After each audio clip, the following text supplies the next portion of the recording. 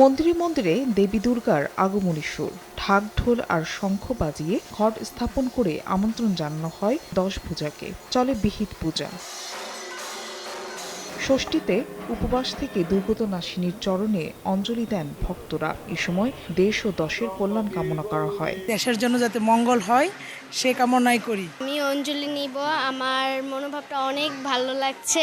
এদিকে যে কোনো অপ্রীতিকর পরিস্থিতি এড়াতে মন্দিরগুলোতে নিরাপত্তা ব্যবস্থা জোরদার করা হয়েছে। যৌথ বাহিনীর মোতায়েন সহ সিসিটিভি ক্যামেরার মাধ্যমে সার্বক্ষণিক পর্যবেক্ষণ করা হচ্ছে। টহল এবং বিভিন্ন রকমের কর্মসূচি গ্রহণ করেছি যাতে এই নির্ঝঞ্ঝাটভাবে এই দুর্গাপূজার অনুষ্ঠানটি হতে পারে।